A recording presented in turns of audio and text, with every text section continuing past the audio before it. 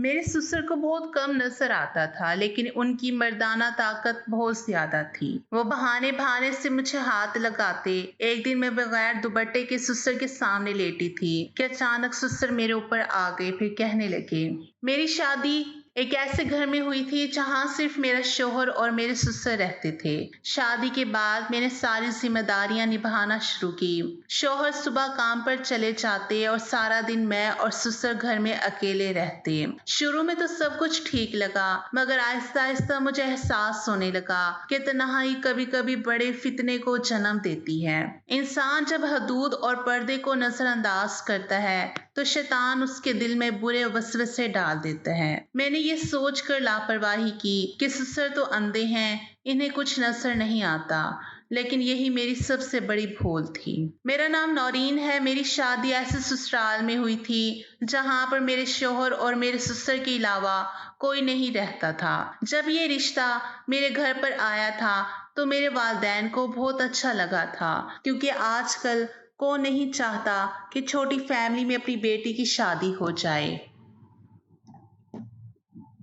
लेकिन अफसोस की बात यह थी कि मेरी शादी गांव में हुई थी। मैं शहर की पढ़ी लिखी लड़की थी और शहर में ही शादी करना चाहती थी। मेरी चाह थी कि मेरी शादी किसी अमीर खानदान के लड़के से हो। सुना था कि ये भी अच्छी नौकरी करता था, लेकिन मैं तो शहर के पढ़े लिखे लड़के से शादी करना चाहती थी, जबकि ये लड़का गाँव का पढ़ा लिखा लड़का था।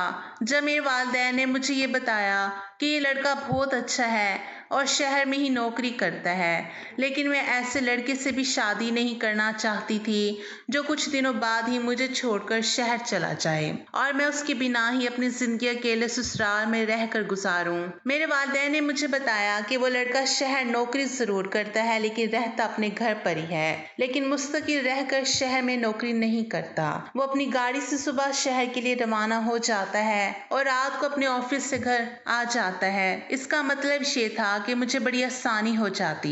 अगर मेरी शादी इस लड़के के साथ हो जाती तो मुझे जब भी अपने मायके आना होता मैं उसके साथ आ जाती और रात को अपने घर को चली जाती। मुझे अपने वालिदैन से ज्यादा दूर नहीं रहना पड़ता। लड़का दिखने में बहुत स्मार्ट था, पढ़ा लिखा था, फैमिली मेंबर भी बहुत कम थे।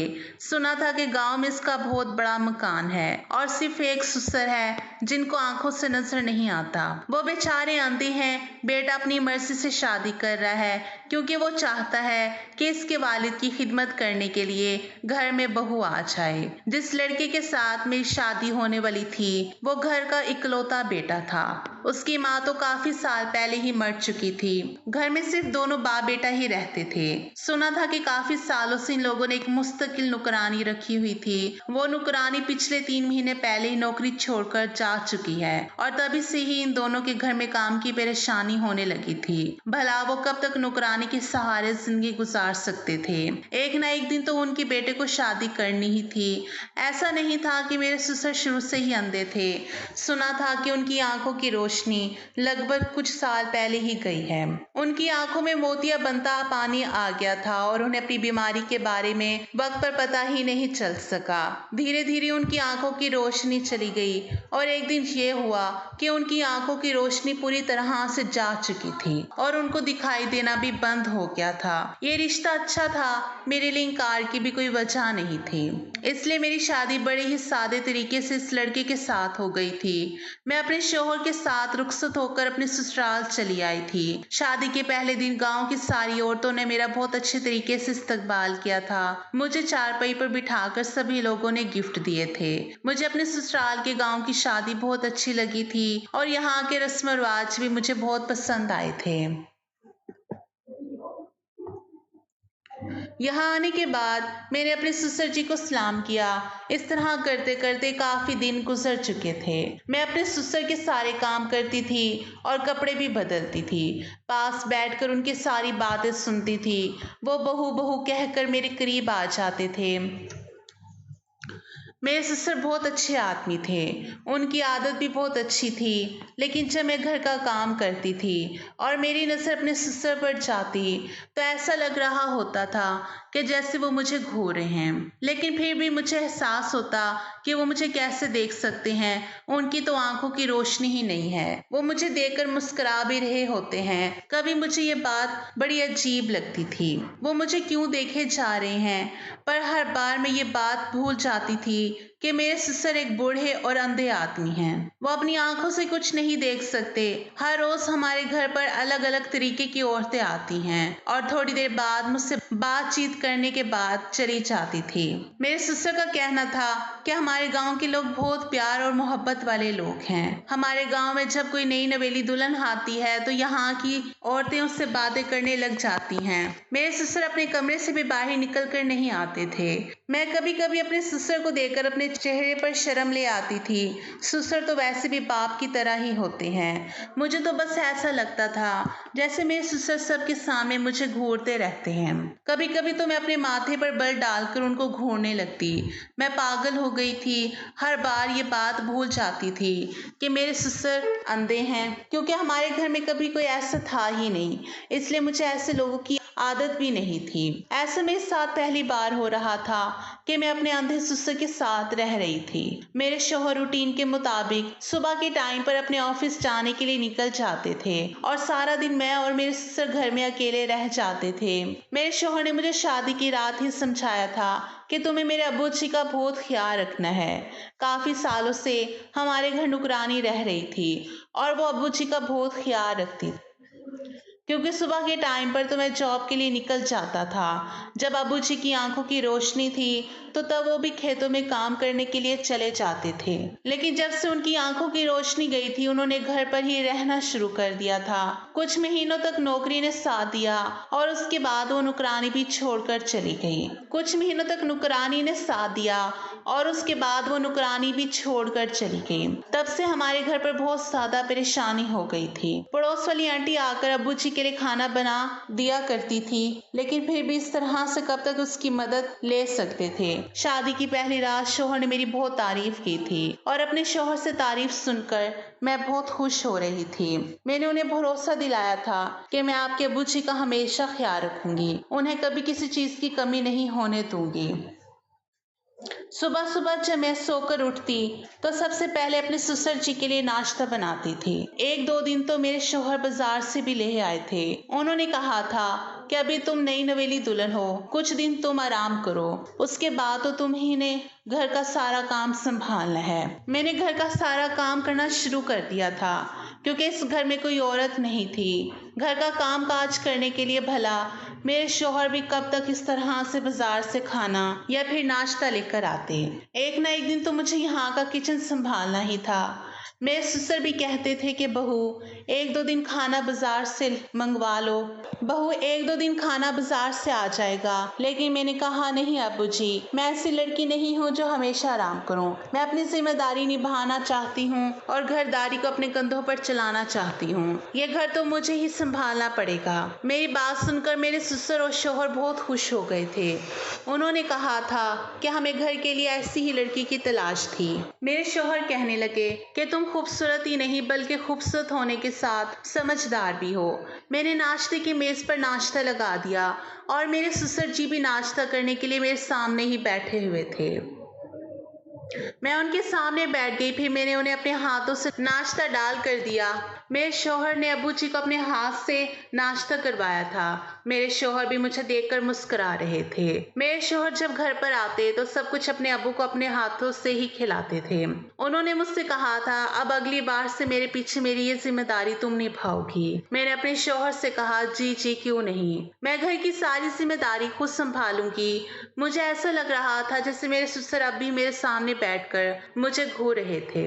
अपने शौहर के जाने के बाद मैं घर का काम करती करती थी तो अपने गले में दुपट्टा भी नहीं डालती थी। यही सोचती थी कि घर में कोई नहीं है, ससुर जी तो हैं और उन्हें भी दिखाई नहीं देता, इसलिए मैं घर में रहते हुए किसी भी होलिये में काम करती रहती थी और अपने ससुर जी के सामने भी किसी भी हालत में चली जाती थी। शौहर कहने लगा कि मैंने अब्बू जी से बहुत कहा था कि मैं आपको डॉक्टर के पास ले चलता हूँ, आपकी आंखों की रोशनी आ सकती है, वापस आ जाए। लेकिन अब्बू जी हर बार मना कर दिया करते थे, कहते थे कि बेटा मेरी उम्र हो गई है, मैंने तो अपनी जिंदगी में काफी कुछ देख लिया, अब तुम्हारी जिंदगी जीने का वक्त है, तुम शादी करो, अपनी जिंदगी जियो। मेरा क्या है, एक दिन इस दुनिया को छोड़कर चला जाऊंगा, बूढ़ा हूँ, धीरे धीरे जिस्म के अंदर बीमारियां पैदा होती रहेंगी और एक दिन मेरे साथ साथ सब कुछ खत्म हो जाएगा। तुम फिक्र मत करो, मैं देख नहीं सकता, सुन तो सकता हूँ ना, तुम सबको महसूस कर सकता हूँ। मैं तो बस तुम्हें खुश देखना चाहता हूँ और अपने जीते जी चाहता हूँ कि तुम्हारा घर बस जाए। बस यही कहकर अब वो बात खत्म कर देते थे और वो अभी तक एक बार भी मेरे साथ डॉक्टर के पास नहीं गए। मैंने कहा अब अबू जी को डॉक्टर के पास ले जाते हैं। मेरे शौहर ने मुझे बताया था कि तुम्हें नहीं पता, अबू बहुत जिद्दी हैं, मैं उनके साथ ज्यादा जबरदस्ती नहीं कर सकता, शायद अपनी जिंदगी में इसी तरह से खुश हैं। शौहर ने कहा था कि वो मेरे आने से पहले उनके सारे काम करते थे, लेकिन अब काम करने की सारी जिम्मेदारी मेरी हो गई है। मैं अपने ससुर को अपना बाप समझकर उनके सारे काम किया करती थी। मैंने अपने शौहर को यकीन दिलाया था कि आपको मेरे होते हुए घर में कभी कोई परेशानी नहीं होगी। एक दिन ससुर कहने लगे, देखो बहू मेरे नसीब, मुझे क्या पता था कि मैं अपने घर की बहू को अपनी आंखों से नहीं देख सकता। मैंने कहा अबू जी कोई बात नहीं, आप इस तरह से भी मेरी मौजूदगी को महसूस कर सकते हैं। वो शादी के कुछ दिन तो इसी तरह गुजरते चले गए, लेकिन होश तो मेरे तब उड़े थे जब मेरे शौहर को कुछ दिन के लिए शहर में रुकना पड़ गया था। मैंने कहा था कि आप मुझे उन दिनों मेरे मायके भी छोड़ दो, लेकिन मेरे शौहर का कहना था कि मैं इस तरह से तुम्हें तुम्हारे मायके भी नहीं छोड़ सकता, क्योंकि यहाँ पर मेरे अबू मौजूद हैं, उनका ख्याल कौन रखेगा, उनको अपने हाथों से खाना भी तुम ही खिलाओगी और उनके कपड़े भी तुम ही तब्दील करोगी। खाने की बात तो ठीक थी, लेकिन कपड़े, अपने शौहर की ये बात सुनकर मेरा तो दिमाग घूमता रह गया था। मैंने अपने शौहर से कहा भी था कि मुझे कपड़े तब्दील करने वाली बात ठीक नहीं लग रही, मैं कैसे उनके कपड़े तब्दील कर सकती हूँ। मेरे शौहर ने कहा था कि तुम्हें तो पता है अब अबू अपनी आंखों से नहीं देख सकते। मैं ये सोच रही थी कि मैं ये काम करूँ या नहीं, भला मेरे ससुर ही मेरे बाप जैसे थे, कोई छोटा बच्चा होता तो ये काम अपने शौहर के टोके बिना ही कर देती, लेकिन अपने ससुर का ये काम करने के बारे में ही मुझे शर्म आ रही थी। मेरे शौहर के जाने के बाद मेरे ससुर जी ने मुझे आवाज लगाई, वो बहू बहू कहकर मुझे पुकारे थे। मैं भागी भागी ससुर जी के कमरे में गई तो मैंने देखा कि मेरे ससुर जी धोती और बुनियान पहने हुए खड़े थे और पहले तो उन्होंने मुझसे ये पूछा कि बहू क्या अहमद जा चुका है। मैंने उन्हें कहा कि अभी आधा घंटे पहले ही निकले हैं। उन्होंने कहा चलो ठीक है, लेकिन तुम मुझे जरा कमीज उठा दो, ना जाने कमीज कहाँ पर रखी हुई है। सारे बेड पर मैंने हाथ मार मार कर देख लिया है, समझ नहीं आ रहा कि मेरी कमीज कहाँ पर है। मेरे ससुर जी की कमीज बेड के किनारे पर लटकी हुई थी। मैंने वो कमीज उनके हाथों में दे दी। उन्होंने जैसे तैसे अपनी कमीज को पहन लिया, लेकिन बटन वोल्टेज सीधे लगा रहे थे। मजबूरन मुझे ही आगे बढ़ना पड़ा। मैंने कहा आप छोड़ दीजिए, मैं बटन बंद कर देती हूँ। मैंने अपने ससुर जी की कमीज के बटन लगाए तो मेरे ससुर जी मुस्कुरा रहे थे और अचानक उनका हाथ मेरी कमर पर लग गया। मैं उनसे कुछ कह नहीं सकती थी क्योंकि उनको तो पता ही नहीं था कि उनका हाथ कहाँ लग रहा है। जैसे ही उन्हें लगा कि इनका हाथ मेरी कमर पर गया है, फौरन ही उन्होंने अपना हाथ हटा लिया। शायद उनका हाथ गलती से टच हो गया था। मैंने उनको कमीज पहना दी थी। फिर मेरे ससुर ने कहा कि बहू मेरे बाल बना दो। मैंने ड्रेसिंग से कंघा लेकर अपने ससुर के बाल भी बना दिए थे। मेरे ससुर कहने लगे बहू जरा मुझे अपना हाथ दो। मैंने कहा क्यों अबू जी क्या हुआ? तो वो कहने लगे दो तो जरा। मैंने डरते डरते उन्हें अपने हाथ पकड़ा दिए थे। मैं ये सोच रही थी कि वो क्यों मेरा हाथ पकड़ना चाहते हैं। उन्होंने मेरे दोनों हाथ अपने हाथों में थाम लिए और कहने लगे कि तुम्हारा बहुत बहुत शुक्रिया, तुमने हमारे घर को बहुत अच्छी तरह से संभाल कर रखा है। तुम्हारी जगह अगर कोई और औरत होती तो शायद कभी ना संभाल पाती। मेरे ससुर जी ने मेरे हाथों को बड़ी मजबूती से अपने हाथों में जकड़ लिया था। मैं उनके हाथों से अपने हाथ को छुड़वाने की कोशिश कर रही थी, लेकिन उन्होंने कहा कहा कि बहू, अभी यहीं पर ही रहो, इतनी जल्दी जाने की क्या ज़रूरत है। मैं तुम्हारा शुक्रिया अदा करना चाहता हूँ। मैं तुम्हें देख तो नहीं सकता, लेकिन महसूस तो कर सकता हूँ, इसलिए तुम्हारा हाथ पकड़ना चाहता हूँ कि बहू कैसी होती है। अल्लाह ने मुझे कोई बेटी भी नहीं दी। अगर मेरी बेटी होती तो शायद वो भी तुम्हारी तरह मेरी खिदमत करती। तुम्हें पता है, जब मेरी बीवी की मौत हुई थी तब मुझे इसकी मौत का बड़ा अफसोस हुआ था, क्योंकि वो मेरी हम सफ़र थी और हमारे घर की इकलौती औरत। मेरे बेटे को और मुझे छोड़कर इस दुनिया से चली गई थी।